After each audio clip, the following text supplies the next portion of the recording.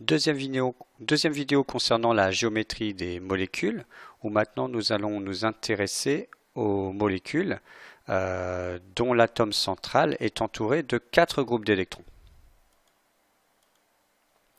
Premier exemple avec la molécule de méthane, CH4, dont voici sa représentation Lewis. On voit bien qu'autour de l'atome de carbone, on a 4 groupes d'électrons, ici 4 liaisons simples. Alors contrairement à ce qu'on pourrait penser, la géométrie de cette molécule n'est pas une croix. La représentation de Lewis ne nous indique pas la géométrie de la molécule. En effet, il ne faut pas oublier que ces groupes d'électrons se repoussent les uns les autres. Donc si la géométrie était une croix, on aurait des angles de 90 degrés entre les liaisons. Or, il est tout à fait possible dans un espace tridimensionnel que ces liaisons s'éloignent davantage. Et ça va être le cas en adoptant cette disposition-là, pour laquelle les angles entre les liaisons est de 109 degrés, donc qui est supérieur à 90 degrés. Et cette géométrie, c'est une géométrie tétraédrique.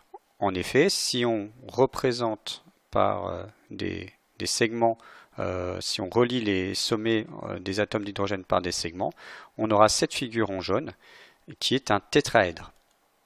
Donc ici, comme l'atome central est entouré de 4 groupes d'électrons, et avec la répulsion entre ces groupes d'électrons, la géométrie autour de l'atome central est tétraédrique. Alors comment représenter cette molécule tridimensionnelle sur une feuille qui est en 2 dimensions?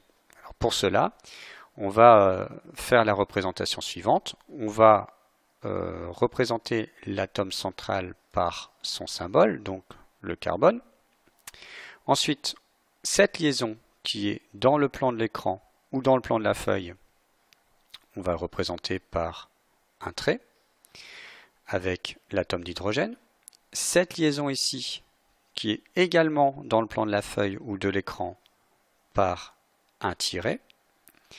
Et on veillera bien à respecter l'angle de 109 degrés entre les 2 liaisons. Ensuite, nous avons ici une liaison qui est en avant du plan de la feuille, qui est dirigée vers nous. Et cette liaison, on la représente par un triangle plein. Enfin, la dernière liaison est en arrière du plan de l'écran ou de la feuille. Elle s'éloigne de nous et on la représente par des tirets. Alors cette représentation qui nous permet de représenter un objet tridimensionnel sur une feuille en 2 dimensions, c'est ce qu'on appelle la représentation de Cram. Donc ça c'est quelque chose qu'il faut savoir faire. On peut, si on veut, donc relier les atomes d'hydrogène entre eux et on retrouve ce tétraèdre. Mais le tétraèdre n'est pas obligatoire de représenter le tétraèdre qu'on voit ici en jaune.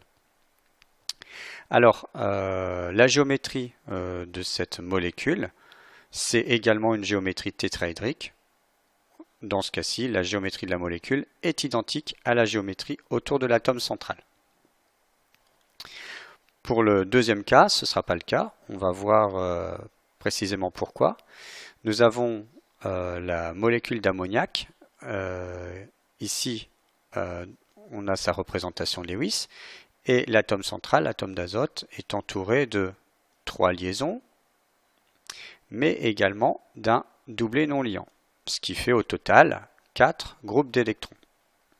Ces 4 groupes d'électrons se repoussent et vont donc adopter, comme précédemment, cette disposition tétraédrique, avec un angle de 109 degrés, ici, entre le doublet non liant et une liaison, ou entre 2 liaisons.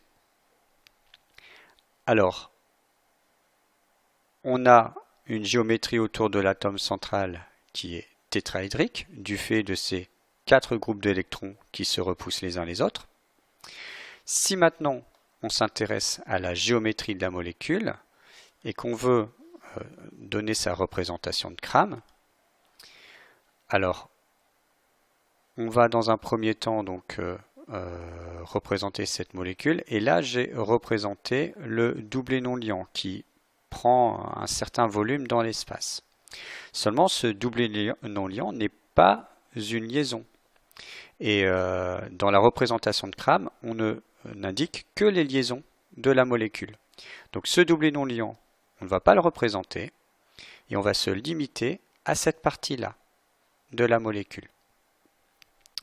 Par conséquent, si je regarde la géométrie de la molécule sans le doublet non liant qui existe mais qu'on ne représente pas, eh bien j'observe une géométrie comme ceci, qui est une géométrie qu'on appelle une pyramide à base triangulaire. Alors quelle est la différence entre une pyramide à base triangulaire ici en bleu et un tétraèdre? Eh bien en fait, pour le tétraèdre, tous les côtés sont égaux. Ce qui n'est pas le cas de la pyramide à base triangulaire. En effet, ce côté ici est plus petit que celui-là.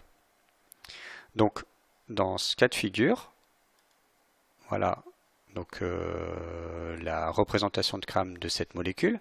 Et dans ce cas de figure, la géométrie de la molécule est différente de la géométrie autour de l'atome central, ce qui est dû à la présence du doublet non liant qu'on ne représente pas. Donc il faudra bien distinguer pour ce thème, en fait, la géométrie autour de l'atome central qui est à bien distinguer de la géométrie autour de la molécule.